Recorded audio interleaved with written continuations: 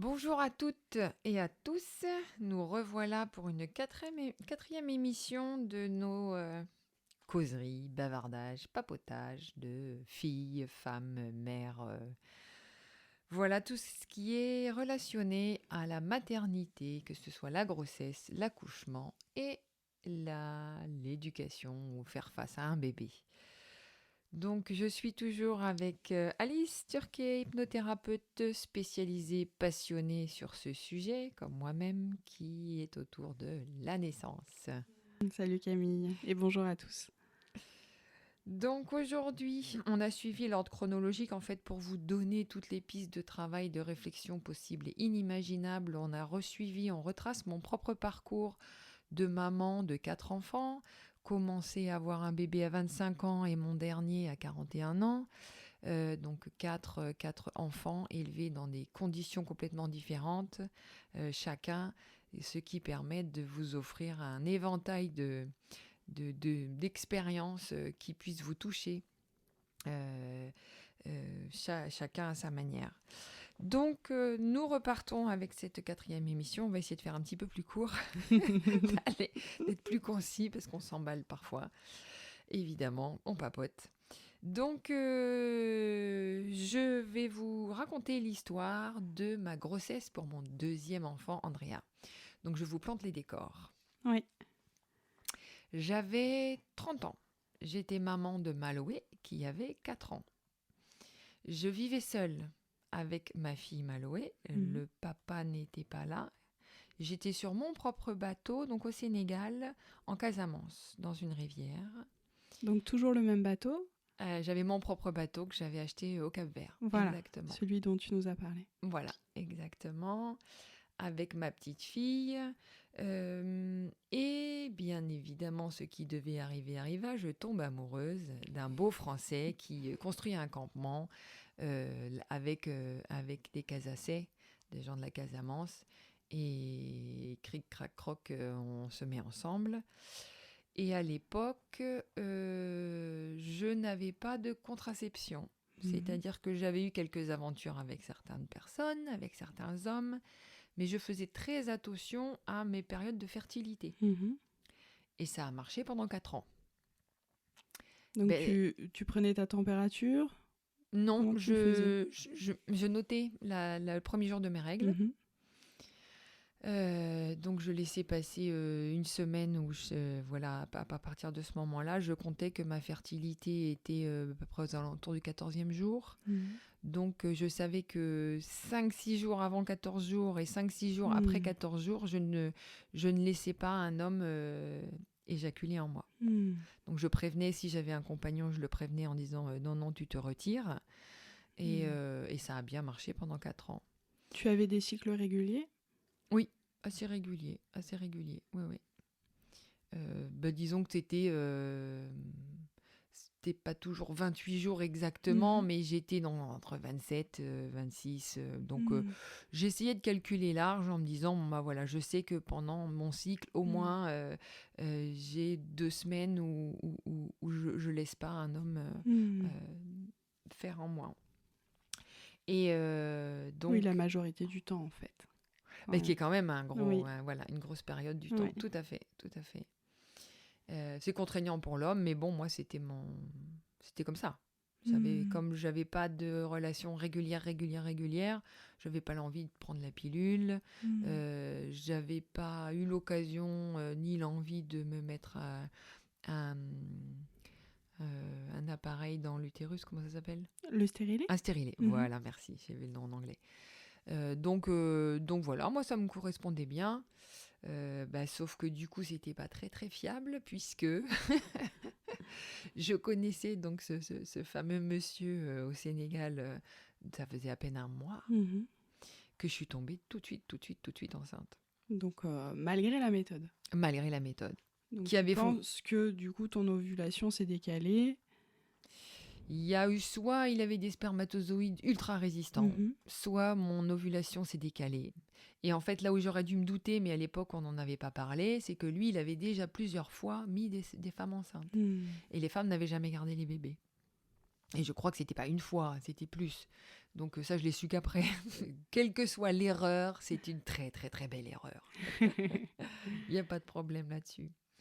Et j'ai un souvenir assez ému en définitive parce qu'on a fait l'amour sur le bateau et je me souviens dans la rivière d'avoir entendu des dauphins. Ah ouais, ça c'était... Et du coup, dans mes rêves les plus fous, j'ai associé... c'était les dauphins qui étaient de me dire, tu vas voir, tu vas nous faire un petit bébé de l'eau. Et donc voilà, bon, bref, petite anecdote rigolote, mais c'était vachement joli.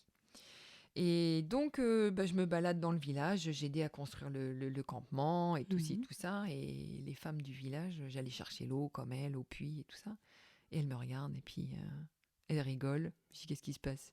Et puis il y en a 2 ou 3 qui se regardent en souriant, qui disent, toi, t'es enceinte. Elle l'avait senti. Ouais, mais moi pas du tout. Et moi pas du tout. Mais non, n'importe quoi. Et elle me regarde et dit, vérifie quand même, on pense que t'es enceinte. Comme quoi elles ont un sens...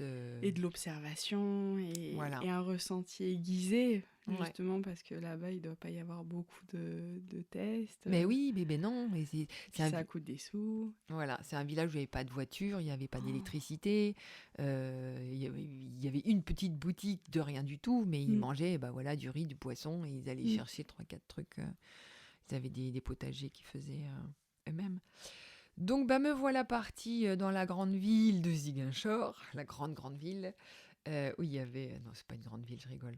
Mais où il y avait au moins une pharmacie. Donc, je vais faire le test et effectivement, je tombe enceinte. Enfin, je suis enceinte. Donc, vient là le choix de qu'est-ce que je fais? Je garde pas. Bébé. À savoir que le papa d'Andrea, lui, c'était plutôt non. C'était plutôt non. Il n'a pas été du tout catégorique parce que le dernier mot m'appartenait en définitive. Mais j'étais moi seule à élever ma fille seule sur mon bateau. Donc d'en avoir un ou deux, c'était à moi de choisir. Je n'attendais pas. Lui, bof, pas plus super content que ça. Et du coup, me revenait un peu à moi le choix de qu'est-ce que je fais. Parce que vous étiez déjà dans la construction de vivre quelque chose de plus approfondi. Il y avait eu très peu de réflexion. Une chose est sûre, c'est que j'étais vraiment très amoureuse au départ. J'ai vraiment été red dingue de lui. Et lui, réciproquement, ça a été vraiment assez fusionnel. Sauf que je pense que le fait qu'il y ait eu bébé au milieu de ça, en fait, lui, ça l'a complètement paniqué. Ça l'a complètement paniqué parce qu'il m'a dit des phrases qui malheureusement, j'ai pas su à l'époque comprendre de la démo. Et quand je pense que j'ai assumé et dit, écoute, je crois que je vais garder le bébé, il m'a regardé avec des yeux très très durs en disant, je te préviens, c'est pas parce que tu es enceinte que ça va changer quelque chose. Genre, oh là là là là, tu vas pas m'avoir, quoi. Et ce qui fait que moi, j'ai reculé de 8 pas en arrière parce que je me suis sentie comme si je l'utilisais. Ou comme si j'utilisais ce prétexte-là d'être enceinte, je vais pouvoir faire un énorme bras de levier pour qu'il puisse faire tout ce que je veux. Et qui n'était pas du tout mon intention. Et moi, malheureusement, si je me sentais un tantinet rejeté, je fuyais complètement. C'est ce que j'ai gentiment fait. Donc malheureusement, ça n'a pas duré bien longtemps notre relation. Avec du recul, ça aurait pu être différent. Mais bon, lui, il n'était pas prêt, évidemment. Il n'était pas du tout prêt d'assumer ça. Et moi, j'étais pas prête d'assumer un avortement. D'une part parce que j'étais en Afrique. J'étais dans un petit village, j'avais pas de sécurité sociale. Ça voulait dire prendre le bas le combat, prendre ma gamine, prendre mon bateau, remonter à Dakar, voir combien ça pouvait coûter pour avorter. J'avais pas envie de faire vivre ça. Maloé, j'avais déjà ma petite fille de 4 ans qu'elle est très bien, que j'ai élevée toute seule. Le papa était parti, il n'était pas là, il n'était pas présent. C'était épanouissant, donc, cette relation avec Maloé. Oui et non. J'étais très contente d'être maman, elle était super mimi, on s'entendait bien. Mais il y a eu l'arrivée d'un autre problème que je n'avais pas su faire face, qui s'est aggravé avec l'âge, mais ça a commencé à peu près à ces moments-là. C'est-à-dire que j'avais beaucoup de mal à lui dire non, pas quand il s'agissait d'un problème physique pour elle, Oui. tu vois, d'un danger physique pour elle, mais de ce qui touchait à mon temps à moi, à mon énergie. C'est-à-dire que je ne savais pas mettre des barrières et des limites, à dire ma cocotte, là, moi je suis fatiguée, j'ai besoin de temps pour moi, tu restes dans ta cabine, tu lis un bouquin, mais tu me laisses tranquille. Et ça, je ne savais pas faire. Qui était une grosse erreur, mais c'est le respect de ses limites, respect de soi, c'est venu beaucoup plus tard dans mon parcours, qui de toute façon, je faisais après la même chose avec mes hommes. Ce que je ne savais pas faire avec mon enfant, je ne savais pas le faire avec les hommes non plus, tu vois. Donc, du coup, moi j'adorais Maloé. Maloé s'entendait bien avec moi, on rigolait bien, on nageait beaucoup. Mais je sentais poindre une perte de liberté de ma part.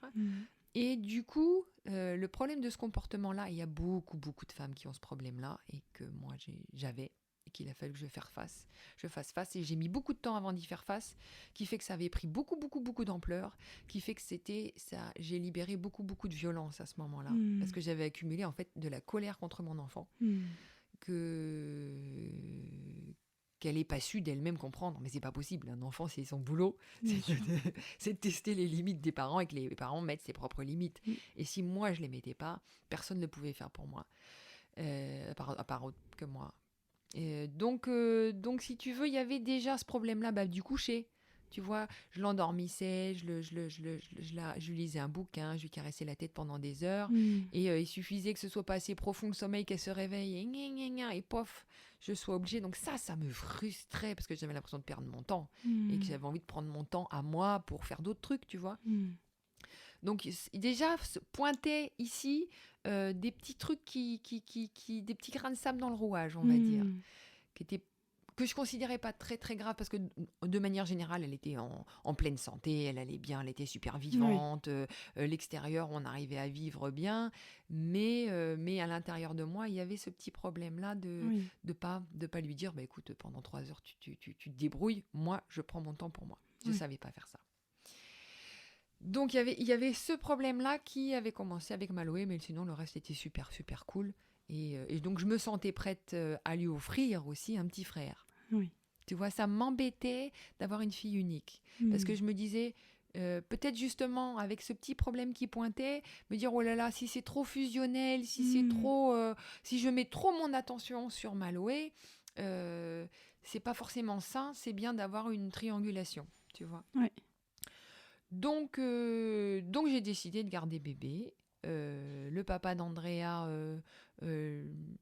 ne m'a pas complètement dit non, mais en même temps, je lui demandais rien. Et comme il voyait bien que le papa de Maloé, je lui avais rien demandé, et il payait pas de pension, il n'était pas présent, et je l'assumais complètement toute seule. Je pense que lui, il a accepté que je garde le bébé, parce qu'il voyait que j'allais rien lui demander. Ce qui, mesdames, est une erreur. Sachez-le, je m'en suis mordu les doigts après, parce que c'est après que j'ai eu la vague de clarification avec le papa de Maloé et avec le papa d'Andrea après. Cuicui les petits oiseaux, je fais tout toute seule, machin truc, ça ne marche pas, les filles. On a le retour de manivelle des années après. Donc il faut. Ou là, c'est toi qui est allé pour refixer des limites et.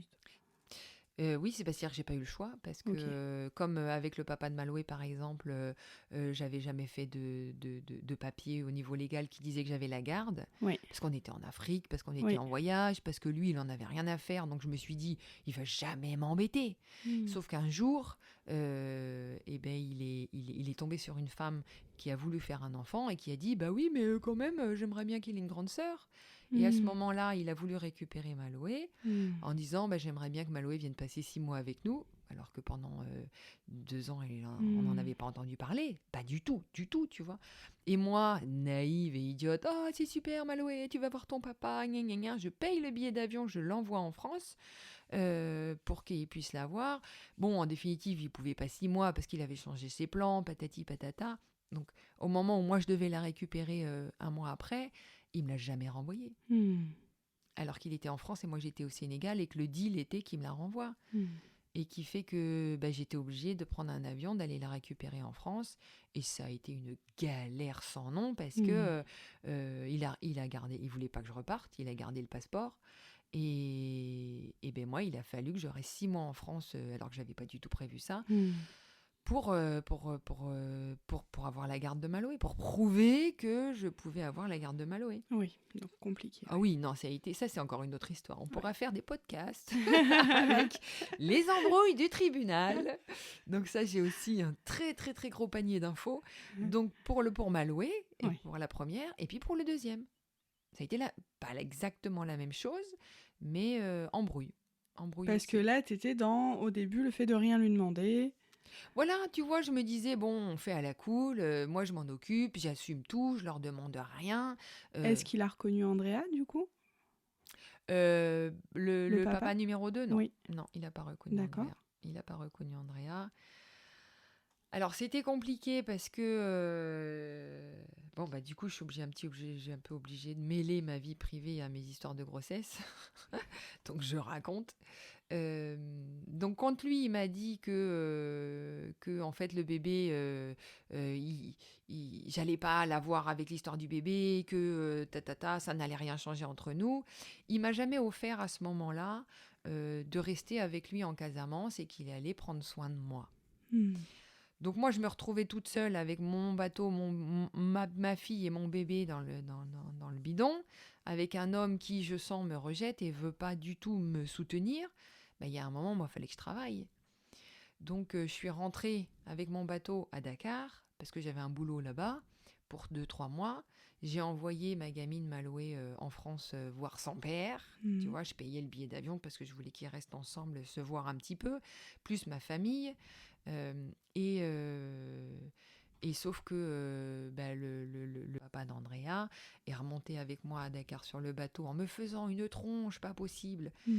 À l'époque, je pensais qu'il me faisait la gueule parce qu'il m'aimait pas. Mais en fait, il faisait la gueule parce qu'il voulait pas que je parte. Mais il n'a jamais été capable de le dire et de me dire Camille, ne va pas bosser. Va pas loin bosser pour gagner des sous. Moi, je m'occupe de te nourrir et de te garder à côté. Il n'était pas suffisamment mûr, conscient de ses besoins, et je pense qu'il a une grosse blessure d'être trahi par les femmes. Je sais pas, il y avait un truc derrière qui faisait que il a jamais voulu lâcher un centime.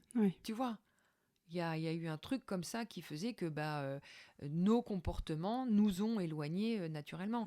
Et je vais dire, je pense qu'il y avait de l'amour profond au départ, mais nos fortes blessures, on en revient à toujours nos histoires de blessures et de comportements inconscients, ont fait qu'on s'est complètement éloigné. Et quand il est parti, lui, il est reparti de Dakar, moi, j'ai été déchirée à l'intérieur parce qu'il ne m'a pas dit au revoir. Il est parti en me tournant la dos, en étant fâché. Ah ouais, très radical. Et moi, j'ai vraiment senti ça pour du désamour et qu'il voulait plus de moi. Alors que dans sa tête, c'était sans doute pas ça.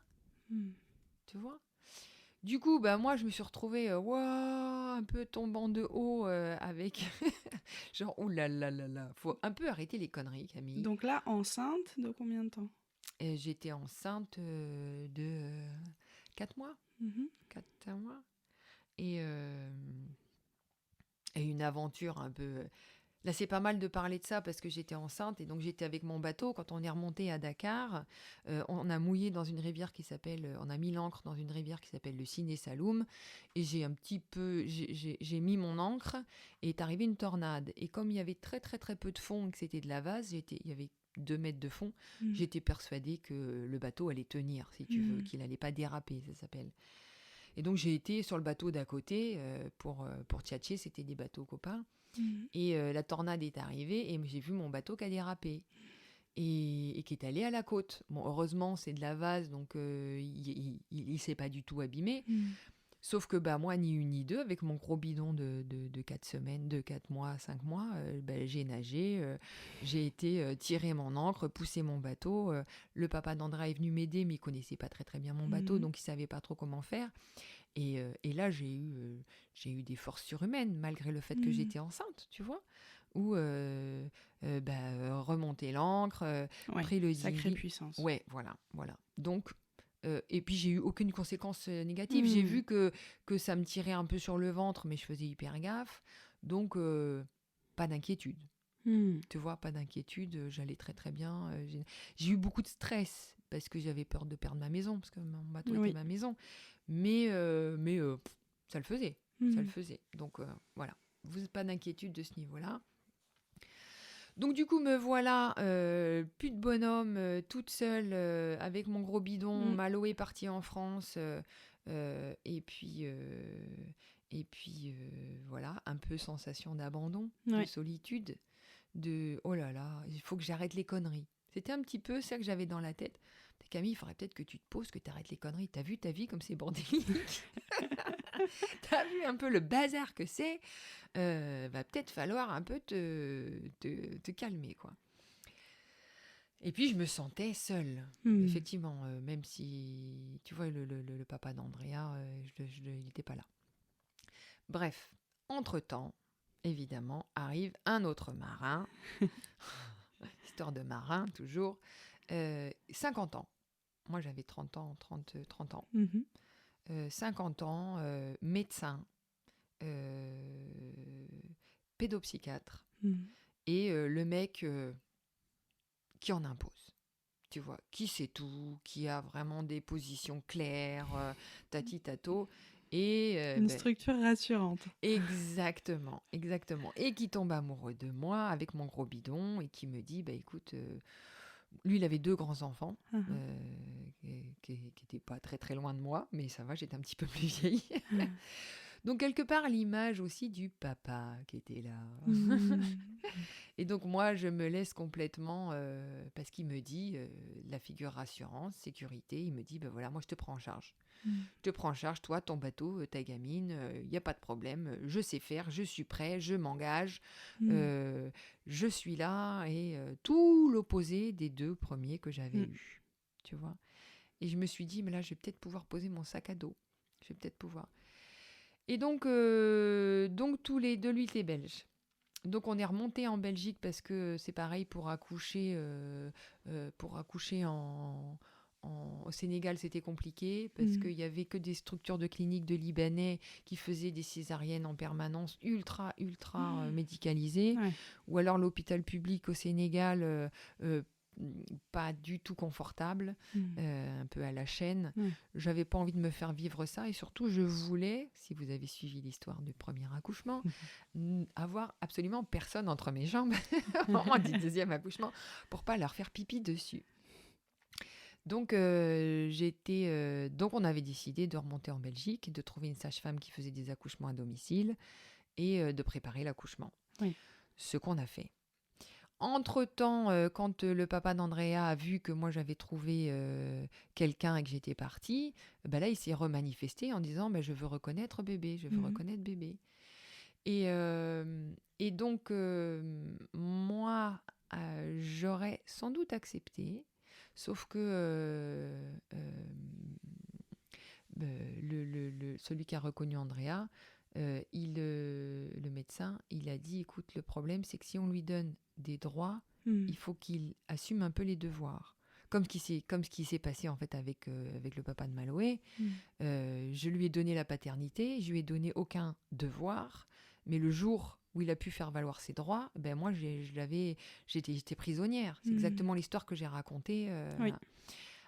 Donc il fallait mettre une structure. Il pouvait reconnaître, mais il fallait que lui il s'engage à participer. Hmm. Donc on lui avait dit, écoute, on est d'accord à ce que tu reconnaisses l'enfant. Maintenant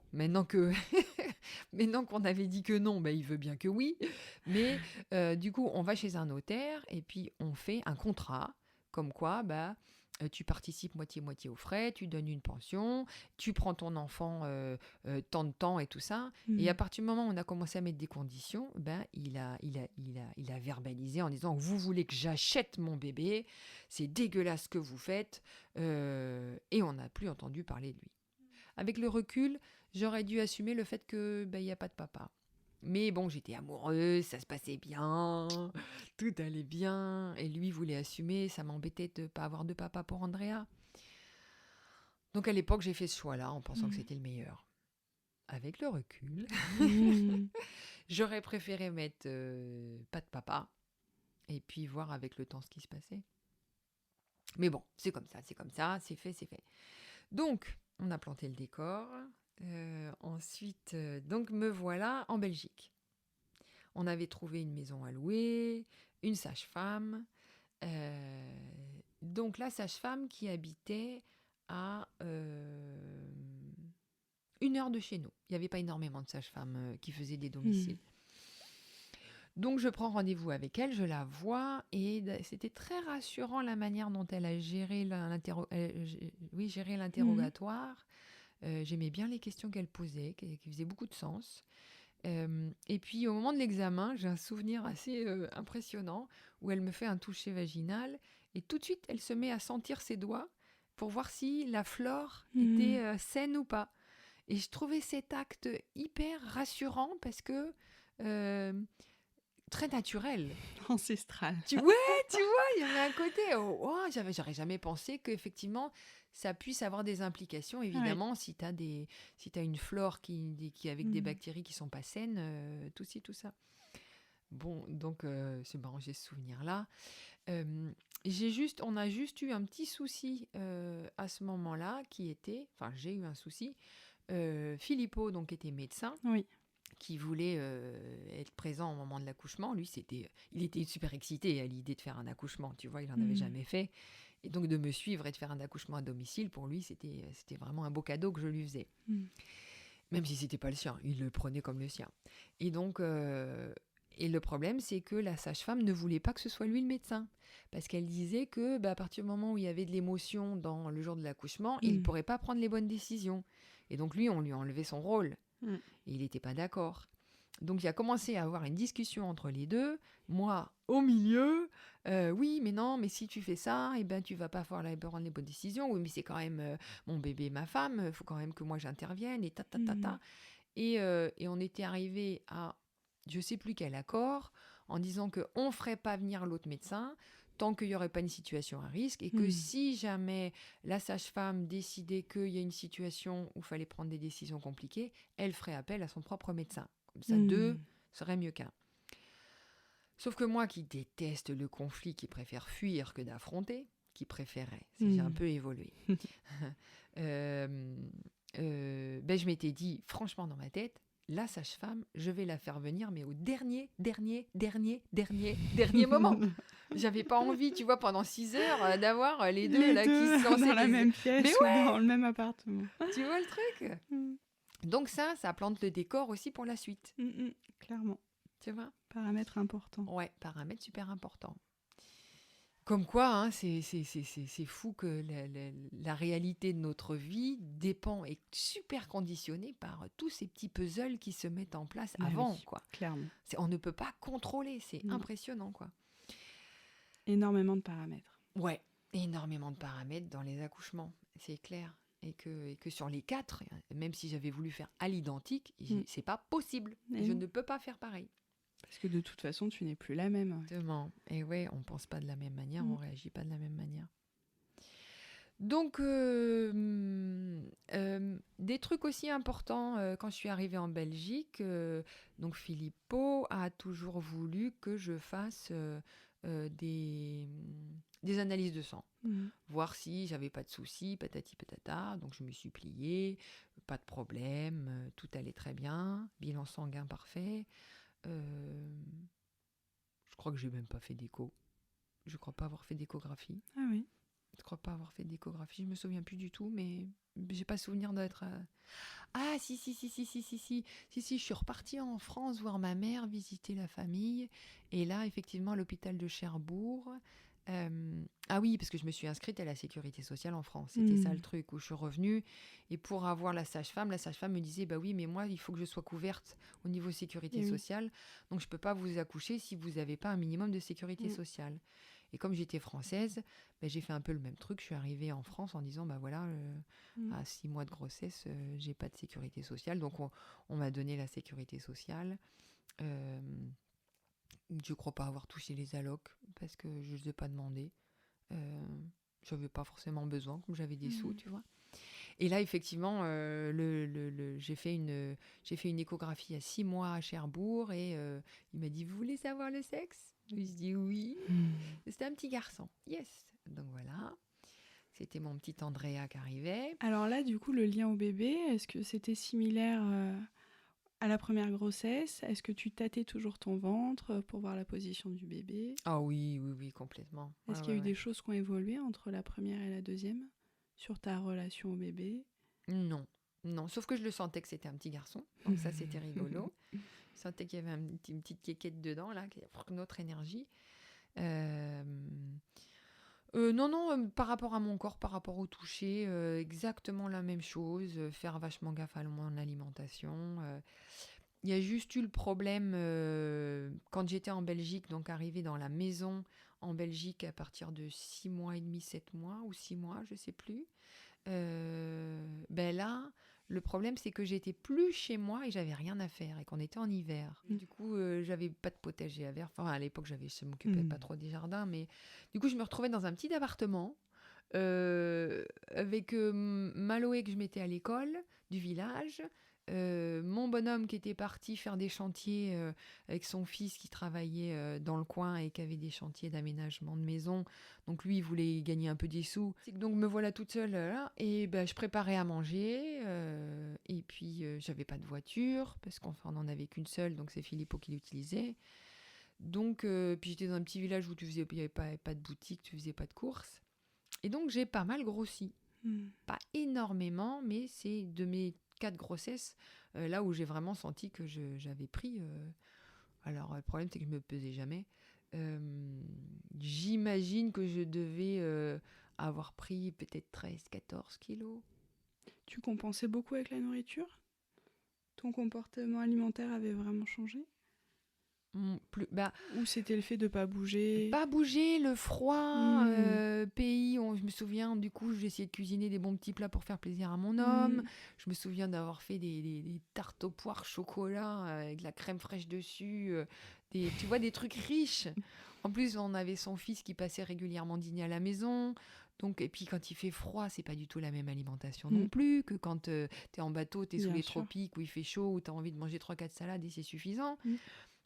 Ça a été plus difficile. Ça a été plus difficile de maintenir. Et puis je bougeais pas parce que je travaillais pas ou je faisais pas de vélo.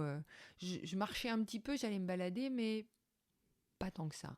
Pas tant que ça. Alors je faisais un petit peu toujours des étirements. Moi, je suis un peu madame yoga. C'est vrai que ça, j'en ai pas parlé depuis le début, mais c'est très important, mesdames, de garder la souplesse des hanches. Et donc, d'ailleurs pour cet accouchement, j'ai accouché accroupie. Et pour accoucher, et que je trouve que c'est une position absolument merveilleuse, mais pour accoucher accroupie, il faut que la position elle soit confortable. Et oui. Voilà. Faut pouvoir la tenir. Il faut pouvoir la tenir, exactement. Donc, pendant mes grossesses d'ailleurs, celle de Maloé aussi, quand tu viens en bateau, de toute façon, il faut que tu grimpes partout. Il faut que tu as la jambe, tu la passes au-dessus du pont. Oui, c'est entretien de la souplesse. Ouais. Exactement. Donc, automatiquement, tu es déjà un peu physiquement en forme. Sauf que là, à pas faire grand-chose, je prenais mon tapis de gym et puis et je levais la jambe à droite, à gauche. Et puis, je faisais vraiment de la gym, quoi. Gym et étirement. Aujourd'hui, c'est top parce que sur Internet, vous pouvez vraiment trouver tout type et ce qui vous correspondrait. Ouais. Donc, il faut. Et ça a été une sage-femme qui m'a dit ça, que les femmes qui faisaient, je vais dire du yoga, pour représenter, en fait, le fait de garder la souplesse des hanches et du bassin. Mais ça peut être pilates, ça peut être gym, voilà. Moi, je dis yoga. De la danse aussi, pour le bassin. Exactement. Ouais. N'importe quoi qui vous permette, en fait, de garder la forme, de garder la souplesse. Et l'énergie. Hein. Ouais. Et toujours, on en revient à ce que je disais pour la première grossesse, c'est d'être en super forme. D'être en super forme. Là, c'est pas l'accouchement où j'étais le plus en forme physiquement, mais j'allais très très bien. J'allais bien, j'avais aucun souci. Mais j'étais un petit peu plus lourde. Et émotionnellement, tu te sentais bien, t'étais comblée. Ouais, Ouais. Oui, là, du coup, le Philippot était beaucoup plus présent. Oui. Et il me faisait des compliments que j'étais belle, et il me touchait le bidon, et il s'impliquait complètement dans la relation, et aussi dans la relation de ma fille. Oui. Il se comportait en papa éducant, Mm. pour la première fois. Tu vois, ça, c'était pas mal. Ah oui. C'est pour ça que j'ai lâché un peu le sac à dos. J'étais plus obligée d'être Wonder Woman, parce que j'arrivais pas à tout assumer. J'avais mes limites. Et donc, aussi, je voulais dire par rapport à Philippot, qui était médecin, qui voulait assister l'accouchement, et qui m'avait dit, dans les premiers temps de la grossesse, lors de ton accouchement, on va te mettre une sonde dans l'urètre. Je lui ai dit, mais c'est n'importe quoi. Je me souviens tu vois, il avait voulu intervenir en faisant du trop. Oui. Et là, j'ai su, heureusement, lui dire, attends, mon coco, c'est n'importe quoi. Ouais. Il est hors de question que tu interviennes là-dedans, quoi. Ouais. C'est pas parce que j'ai été traumatisée de faire pipi sur quelqu'un qu'il va falloir me mettre une poche à pipi. Oh, c'est quoi le délire, là? Donc, je me souviens d'avoir eu suffisamment de confiance en mon corps et en moi pour, face à un médecin qui, lui, avait le pouvoir, lui dire non, non, non, non, non, non, non, je ne veux pas. Donc, voilà, c'est important de dire ça. Oui, complètement. Que personne sait mieux que toi, hein, et mieux que chaque femme ce qui lui ira. Oui, voilà, c'est ça. C'est-à-dire que si pour vous, ça résonne en vous et que vous dites « Ah oui, ça peut être une bonne idée », bah oui, il faut le faire. Mais moi, non, non, non, non, non, non, non, et j'ai réussi à... Et oui, c'est de garder son pouvoir. Hein. Voilà. Et donc, à partir de là,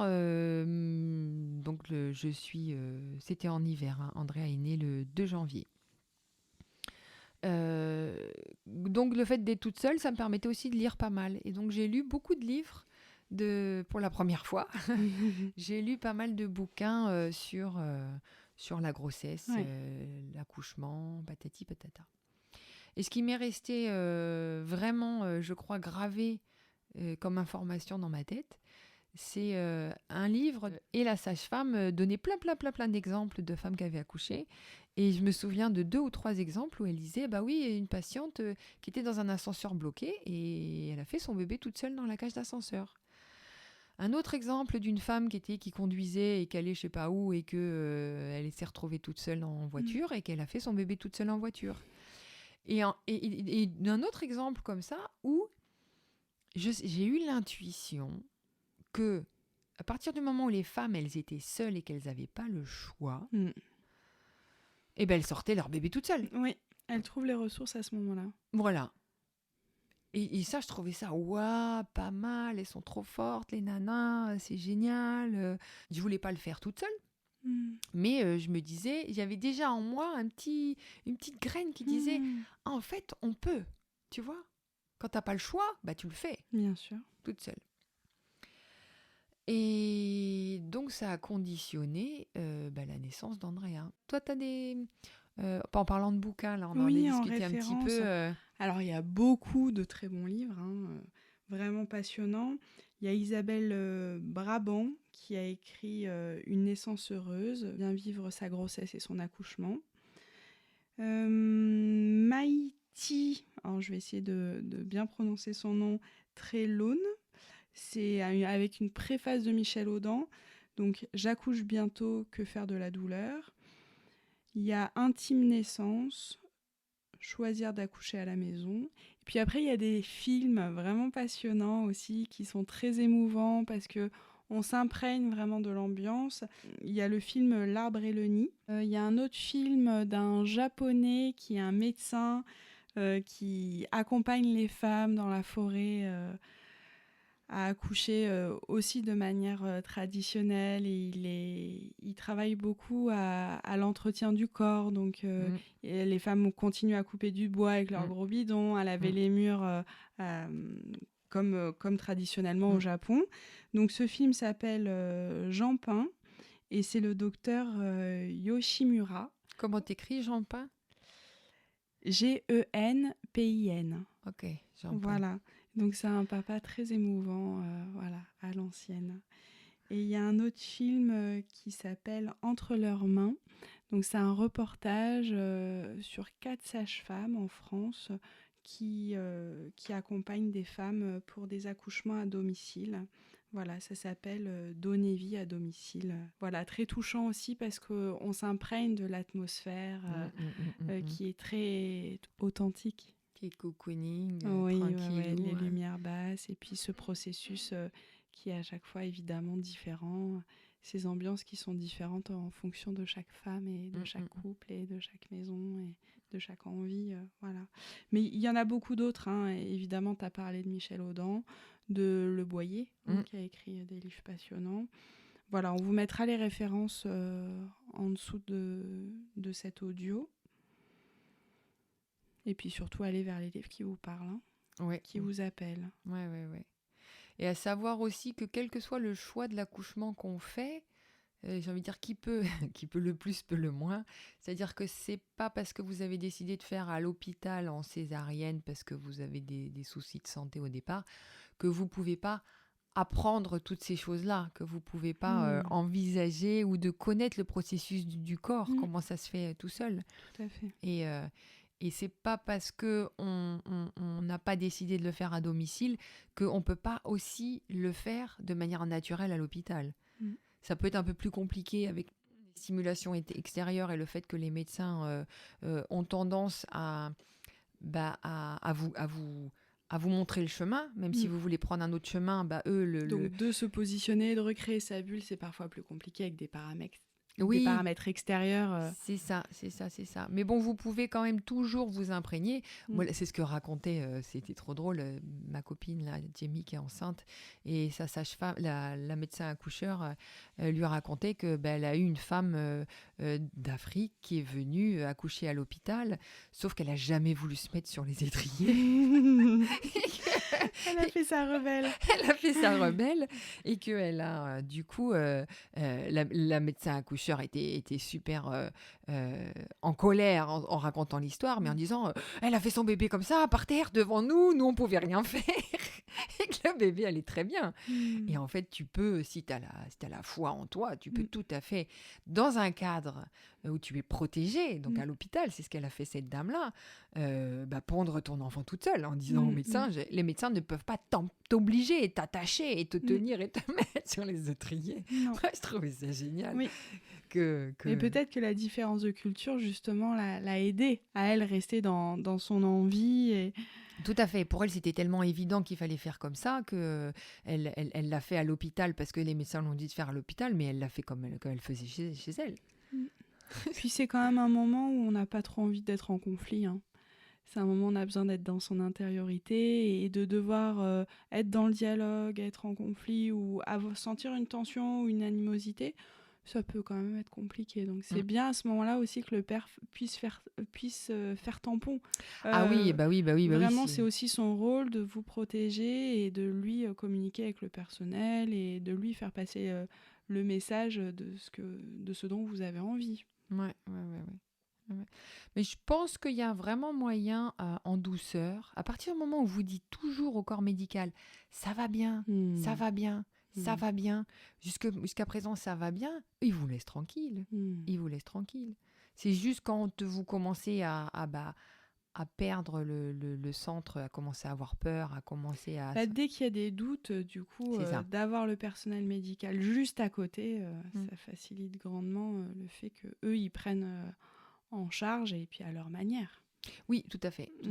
Et après, à vous, effectivement, d'accepter soit de vous laisser porter par le système qui est mis en place et il est ce qu'il est et ils font de manière à sauver au maximum les vies, quitte à intervenir le plus possible. Tu parles de ces femmes qui n'ont pas le choix et qui sont dans des situations ascenseur, voiture ou autre, ou même toutes ces populations de femmes qui accouchent en plein milieu de la nature et qui n'ont pas d'autre solution. À ce moment-là, si tu veux, le doute n'est plus. Donc les ressources sont trouvées, le centre est créé et les femmes sont totalement focalisées. Forcément, quand il y a la sonnette d'alarme juste à côté, le doute peut être beaucoup plus présent. Mais ça, c'est tout à fait normal et Eh naturel. ben oui, eh ben Mm. oui, eh ben oui, c'est tout à Quand on fait a quelqu'un à côté, on a toujours plus tendance à le à perdre son responsabiliser, axe et, ouais, ouais. voilà, et à lui demander son Aide-moi! avis et de l'aide. Ouais, ouais, bah oui, bah oui. Alors qu'évidemment, chacun a des ressources immenses. Et oui. Le corps, l'esprit, bien au-delà de ce que vous pouvez imaginer. Ouais. C'est ce qui s'est passé pour moi lors du deuxième accouchement. Mm. Suite à, moi je crois que là au niveau de la grossesse, on a à peu près tout dit Oui. pour Andrea. Et donc je vous invite à voir, si vous ne l'avez pas encore vu, la vidéo que j'avais faite sur l'accouchement d'Andrea, qui s'est passé d'une manière absolument merveilleuse. Et effectivement, j'étais toute seule parce que la sage-femme n'est jamais venue. Mm. Enfin, on l'a appelée trop tard. Parce Oui, que je l'ai vidéo tellement... passionnante du coup qui est coupée en 2 parties que vous pouvez trouver sur ton site ou sur YouTube. Vraiment, donc tu l'as tournée en plus au Sénégal. Ben oui, Voilà. oui. Non, j'explique au plus grand nombre de femmes comment c'est possible d'avoir un accouchement merveilleux. Et c'est vraiment passionnant ce regard que tu as eu là de pouvoir échanger sur cet accouchement, de changer de regard justement et d'observer ton corps qui crée l'expulsion. Voilà. Oui. Bah, vous allez voir.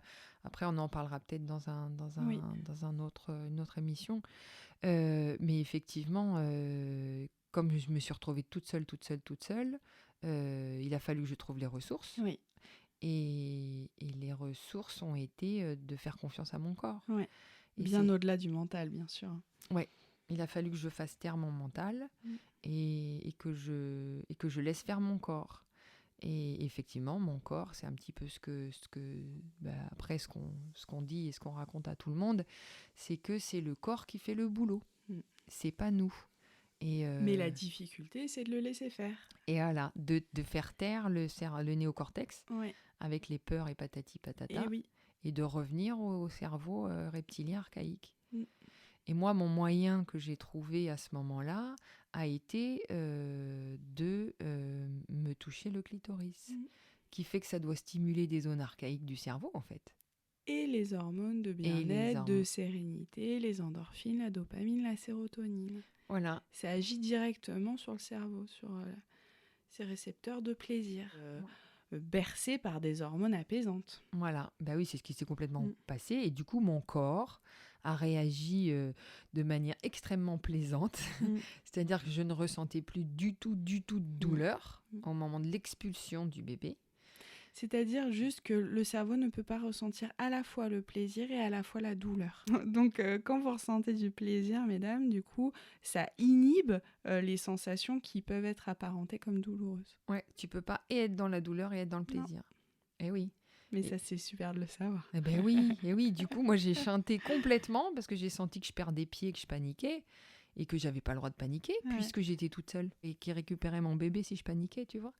Donc j'ai dit, bah non, j'ai pas le droit de paniquer, donc il faut que je trouve une solution pour faire en sorte que je me sente bien. Et donc automatiquement, comme j'étais toute seule dans mon bac de douche, j'ai touché mon clitoris et j'ai switché dans un autre mode, mais ça a été en 1 seconde. Je vais pas bien, tout va bien. Voilà. Et mon bébé a été... Ça, c'est la magie du cerveau. Hein. Oh, mais c'est génial. Oui, c'est fabuleux. C'est génial. Parce que je n'ai pas senti de douleur. J'ai ressenti, je dirais pas du plaisir, parce que j'étais trop centrée sur le fait que le bébé allait sortir. Donc, j'ai pas senti. Des fois, qu'il y a des gens qui me disent, ah, t'as vécu un orgasme, t'as fait un accouchement orgasmique. Et je dis, bah, pas du tout. J'ai pas fait l'énorme onde de plaisir qui a envahi mon corps. Non, c'était pas ça que j'ai senti du tout. Mais ça m'a tellement détendu que le corps, il s'est mis au boulot. Tu vois, genre, il n'y a pas de stress, tout va bien. Alors, ce qu'il faut savoir, c'est que les endorphines, donc, qui ont été développées à ce moment-là dans ton cerveau, ça a été prouvé, c'est plus puissant que la morphine. Tu vois, donc ça a vraiment cet effet-là d'anesthésiant, un peu, de bulle de confort. Et moi, ce qui m'a absolument ébahie dans l'accouchement que j'ai vécu, c'est que j'étais spectatrice complètement de mon corps qui était en train de gentiment expulser mon bébé. Je n'ai rien eu à faire. Je n'ai pas poussé. J'avais juste, moi, à regarder. Donc, j'étais en position accroupie. Du coup, tout mon bassin était super ouvert. Tu vois, j'avais perdu les os 10 minutes avant. Et donc, la porte était ouverte, grande ouverte. Et j'assistais vraiment à la puissance de mon utérus qui tout doucement se contractait. Mais ça a été hyper doux. Et millimètre par millimètre, je voyais la tête de mon bébé tout doucement qui descendait. Et hop, la tête qui est sortie. En, j'imagine, 10 secondes. En 10 secondes. Tu vois, ça a été... Donc en une contraction, la contraction d'expulsion, là tu vois ce mécanisme. Voilà. T'appelles ça un piston. Un piston. Ouais, j'ai l'impression comme une seringue, tu vois, où tu avais la porte en bas qui était ouverte. T'imagines qu'il n'y a pas de petits bics de seringue, mais c'est coupé au bout, tu vois. Et en haut, une force puissante qui tout doucement te pousse ton bébé et tu as comme une pâte dentifrice, tu vois. Donc ça, au bon moment, quand vraiment l'ouverture du col est bonne, est suffisante. C'est ça, quand tu es complètement dilatée.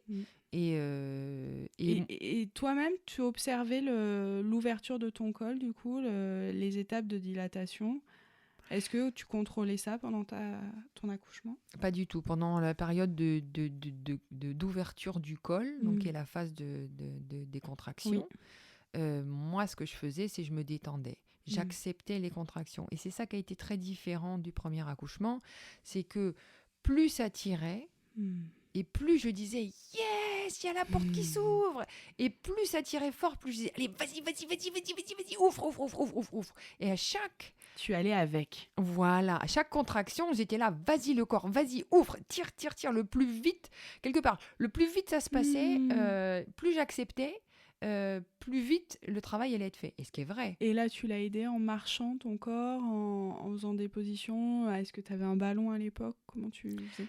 Alors, c'est un petit peu ce que je raconte dans la vidéo, c'est-à-dire que quand j'ai commencé à sentir les premières contractions, on était dans une piscine municipale et donc j'ai fait la baleine là, sur un tapis qui flottait, des douches chaudes, j'ai essayé de prendre des douches chaudes au maximum et pour détendre. Voilà, et je me suis dit jusqu'au dernier moment, tant que les contractions n'envahissent pas ma tête, tant que ça, que je peux fonctionner entre deux contractions, je fais ma vie, je fais ma vaisselle, je fais ma nourriture, je me souviens, je faisais une rééducation au pouce du fils de Stéphane, le fils de Filippo, qui avait un problème au doigt. Et je lui faisais une rééducation. Et puis, au bout d'une demi-heure, je lui dis, écoute, excuse-moi, mais j'arrive plus trop à me concentrer sur ton doigt. Et je sens qu'il y a les contractions qui m'attiraient, en fait, vers elle. Et mon esprit, j'arrivais pas à tellement le mettre ailleurs. Oui. Et donc, quand elles sont devenues tellement fréquentes, au point que je pouvais plus être debout, que je pouvais plus faire étendre mon linge, cette espèce de frénésie d'activité pour pas avoir à penser, tu vois, d'occuper mon esprit et mes mains. Il y a un moment, j'arrivais plus parce que c'était trop fort. Donc là, je me suis allongée dans le canapé et là, j'ai été obligée de me concentrer sur les contractions, d'être complètement à l'intérieur de moi-même. C'est-à-dire qu'il n'y avait personne. Filippo était parti chercher du lait parce qu'on faisait du fromage à l'époque. On avait mis Maloé chez la voisine, chez Stéphane, son fils, le temps de l'accouchement. Et donc, j'étais toute seule dans l'appartement. Et là, je me recentrais complètement sur moi et je faisais de la sophrologie dans ma tête, quoi. Justement, ça, pour ton premier accouchement, tu nous avais dit qu'il y avait eu ces séances de sophrologie, là, à peu près 2 fois par semaine, cette vague-là. Oui. Et tu te massais donc avec de l'huile d'amande douce les parois du vagin. Est-ce que pour le deuxième, tu as fait la même chose ? Alors, je me suis brossé la poitrine un petit peu, mais j'avais déjà vu que mes seins, ils étaient en bon état. Je me suis pas massé l'entrejambe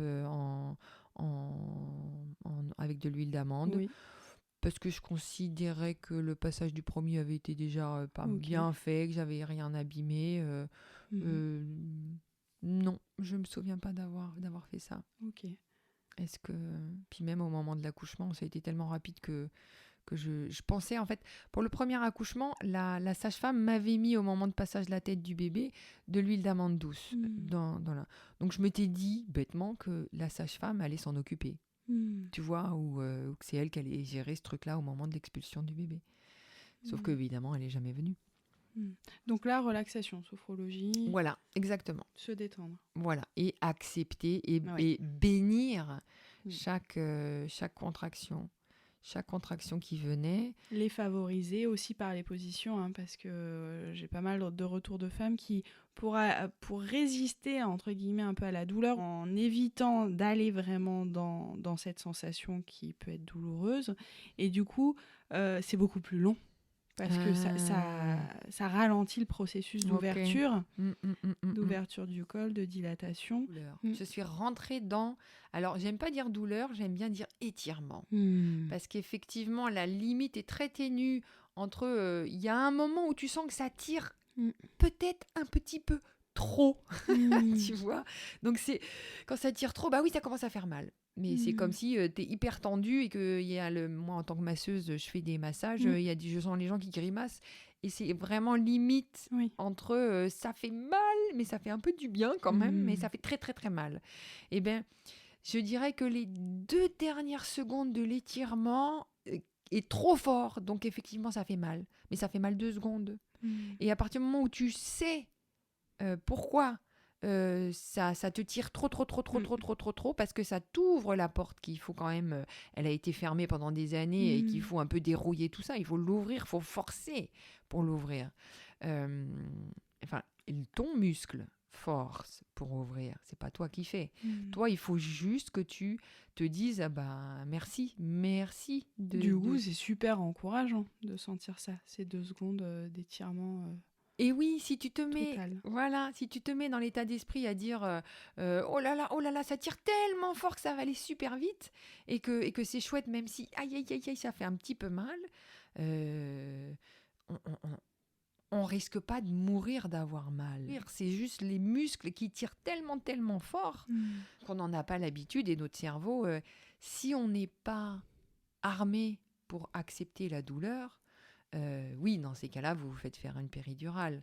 Oui, dans ces cas-là, vous pouvez avoir des solutions pour pas avoir mal. Moi, je partais du principe que la douleur va pas me tuer. C'est moi juste comment...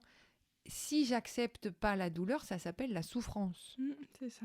Que la douleur, c'est physique, et une douleur qui n'est pas acceptée, qui est mal vécue, devient une souffrance. Donc, la souffrance, c'est psychique. Donc le tout, c'est de rester dans une sensation physique, mais que ça ne vienne pas prendre sur de la souffrance psychique. Parce que la souffrance psychique, c'est un petit peu ce qui s'était passé au début de mon accouchement avec Andrea, où j'avais mal, et comme j'étais toute seule, j'ai commencé à avoir peur. Ok. Et donc je sentais, si tu veux, monter cette souffrance et cette peur, l'inquiétude, d'ailleurs, oh là là, je suis toute seule, et à commencer à faire des films d'horreur dans ma tête, tu vois. Mais ça a duré 30 secondes, et quand je me suis rendu compte à quel point je commençais à monter, là ça partait, que plus j'avais peur, plus j'avais mal, plus j'avais mal, plus j'avais peur, plus j'avais peur, plus j'avais mal, plus j'avais mal, plus j'avais peur. Là, j'ai senti cette spirale infernale où j'étais toute seule et que j'avais pas le choix, j'étais toute seule. Et là, mon cerveau, il a bugué, il a fait non, tu te calmes, ma cocotte, là. C'est quoi l'embrouille? Tu ne peux pas rentrer en panique. Là, c'est un moment important. Et c'est à ce moment-là que tu as trouvé la ressource qui t'a convenu. Et c'est ça. Et c'est là où mon cerveau m'a dit, Camille, trouve un moyen pour te relâcher. Et c'est là où j'ai pensé, oui, je suis toute seule dans mon bac de douche. Je sais que j'ai le clitoris, quand je le touche, ça me fait du bien dans cette zone-là. Je vais essayer. Et c'était merveilleux. Évidemment, des femmes trouveront d'autres moyens. Oui, c'est ça. Faites-vous masser, faites-vous... Où la douleur a une importance et a un rôle. La douleur, pas la souffrance, la douleur, elle est toujours là pour te ramener dans le corps parce qu'il y a un problème.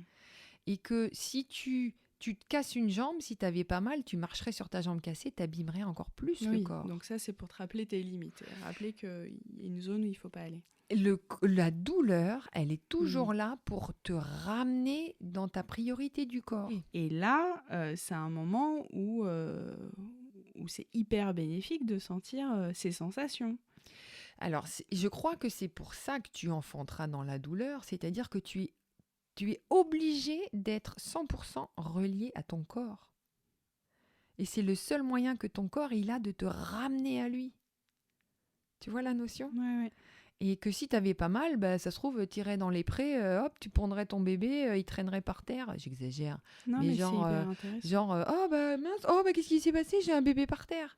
Et en fait, c'est tellement... Ça te ramène à la conscience de ce qui se passe en toi. Exactement. Et c'est tellement fort et on est tellement têtu parfois avec d'autres émotions, d'autres sensations que là, ça passe par la douleur. Ouais, ça t'oblige à rentrer dans ton corps. Et c'est la même chose dans n'importe quelle douleur. Ça t'oblige à te ramener dans ton corps. Qu'il y a un truc qu'il faut faire attention au niveau du corps. C'est le corps qui crie. Ouh, je suis là, il y a un truc à faire. La douleur ramène à. Oui, tout à la fait. Présence. Tout à fait. Tout à fait. Et après, il y a quand même... il y a la douleur liée au physique immédiat biomécanique, c'est évident. Mais il existe aussi des douleurs qui ne sont pas d'ordre physique, mais qui viennent parce que le corps sait qu'il y a un déséquilibre entre, par exemple, l'intention de faire quelque chose, mais qui est plus bénéfique pour vous, et qui, du coup, va installer un système de douleur chronique pour essayer de vous faire changer de direction. Comme moi, je m'entêtais à faire des massages, parce que c'était rassurant en tant que kiné de faire des traitements, parce que c'est les sous faciles, parce que je sais faire, parce que machin. Sauf que mon âme, entre guillemets, j'avais aussi un rôle à apporter dans la diffusion de l'information de l'accouchement, dans la diffusion de la voix du corps, justement, ce qu'on est en train de parler. Bien sûr, ton livre, là, La voix du corps. Voilà, exactement. Et il a fallu que mon épaule se bloque, sans aucune raison, pour que je me dise, oh là là, je peux pas, moi, en tant que kiné, dire aux gens que je sais soigner les gens si j'arrive pas à soigner mon épaule. Donc, je me suis remise en question. Mais du coup, ça m'a sorti de cette espèce de... je savais qu'il fallait que j'arrête de travailler en tant que kiné, parce que fallait que je passe mon temps à autre chose. Oui. Et c'était mon rêve, tu vois. Mais je ne m'autorisais pas. Et donc, c'est encore une autre notion. Là, on va au-delà de l'accouchement et de la douleur. Mais le corps a ces deux pouvoirs qui est de nous reguider dans notre vie sur qu'est-ce qui est vraiment important pour nous. Et la douleur physique, en général, est toujours là pour nous dire oui, de façon chronique. Ouais. Donc c'est là que c'est merveilleux de pouvoir écouter parce que ça, c'est un grand indicateur. Ouais, exactement. Et d'ailleurs, il y a ton deuxième livre qui est en cours d'écriture, là, que j'ai hâte de lire, qui va être passionnant. Je vais parler du premier livre qui s'appelle Le cri du corps et que c'est justement ça. Et mes 4 accouchements m'ont permis de comprendre ça, qui est que le corps a une vie propre, nous on habite dedans ce corps, et notre corps il a une sagesse mammiférienne, je sais pas comment expliquer, de survie et de fonction vitale que nous on n'a pas, mais que si on le laisse complètement faire, il sait faire, il sait complètement faire. Donc ce premier bouquin s'appelle La voix du corps. Le cri du corps, et vous pouvez le trouver sur mon site qui s'appelle www.presepia.com. Et ensuite, le deuxième que je suis en train d'écrire s'appelle, je suis pas encore sûre du titre, mais ça s'appelle La permaculture du corps. C'est-à-dire amener dans la vie de tous les jours des habitudes qui font que ça favorise l'utilisation bien faite du corps. Qui serait le corps, entre guillemets, comme une voiture, mais une voiture magnifique, une bio-voiture qui sait se régénérer toute seule, ça c'est magique, mais de mettre en place des habitudes de fonctionnement de ce véhicule qui, au lieu d'être habillement, soit aidant. Donc voilà, c'est un peu comment mettre en place dans sa vie tous les jours sans avoir, par exemple, à faire des grosses postures de yoga. Ouais. Au quotidien. C'est ça. Et qu'on lui fait du mal aussi, hein, par des mauvaises habitudes, par des postures. Exactement. Ouais. Et en général, s'il a mal et qu'on le fait se taire, par des médicaments, si si on est trop en souffrance, c'est bien de pas aller vers la douleur, mais en général, c'est un signe. Oui, C'est un l'envie d'effacer signe. le signal, ça efface pas le fond. Et c'est ça, comme une voiture qui vous dit il y a plus d'eau, il y a plus d'eau, bah, tu coupes le fusible en donnant un médicament, t'as quand même plus d'eau, quoi. Et tu peux essayer de tenir longtemps comme ça, il y a un À moment, ça prendre à pète, quoi. compte. Et oui, oui. Et donc, on vous mettra en lien derrière cet audio, la vidéo sur l'accouchement naturel d'Andrea, de tout Oui. ce qui s'est passé. Et donc, en n'oubliant pas que c'est exactement ce que racontait Michel Audin, faut laisser le corps faire, quoi. Et il y a toute une part, évidemment, de travail psychique pour laisser le corps faire un maximum. Voilà. C'est ça. Selon voilà, le parcours de chacun, et ça, c'est toujours au cas par cas. Selon ses propres croyances, exactement. Après, on fait toujours ce qu'on peut. Hein. Bien sûr. Il n'y a aucune devoir de être parfait et de faire le top du top du top. Moi, je sais que Andrea, le numéro 2, la vie a fait que c'était l'accouchement merveilleux. Et après, le numéro 3 et le numéro 4, ça s'est passé un peu moins bien. Ça a été différent. Tu vois ? Évidemment, il n'y a pas un accouchement semblable. Et non. Ça a été un peu moins bien parce que j'avais des compagnons et que j'avais envie de les intégrer dans le truc et que j'étais plus toute seule et que ça s'est passé moins bien dans mon ressenti à moi. Mais le bébé, il était autant en santé et les papas étaient plus heureux parce qu'ils étaient là. Donc, je vais dire moins bien sous quelle référence ? Oui. Moins bien. C'est complètement relatif. Oui. Alors que pour eux, c'était 1000 fois mieux que de ne pas être là. Ouais. Alors que pour moi, toute seule, je préférais. Parce que si j'avais pas à les gérer, mais par amour, après, tu fais des concessions. Donc de toute façon, c'est toujours parfait au moment où tu fais. Oui, justement, tu nous en parleras dans les prochaines émissions de ton 3e et 4e accouchement. Voilà. Et je voudrais juste mettre aussi, on va vous mettre en lien de l'audio. Il faudrait que je te fasse écouter. J'ai écrit une chanson pour Amaya à l'époque quand elle était enceinte. Oui, mais si, je l'ai entendu. Ouais, super. Qui est une chanson du corps qui dit ton bébé sortira de moi et avec ce refrain qui disait t'inquiète pas, ton bébé je le sortirai pour toi, quoi. Ouais. Relâche-toi, détends-toi. Et après quand elle était à un moment de l'accouchement, elle avait la chanson dans la tête en disant tout ce que j'ai à faire, relâche-toi, détends-toi, c'est mon corps qui le fait pour moi. À la 5e émission, on fera la suite, c'est-à-dire le 2e bébé, comment gérer un 2e petit bébé. Oui.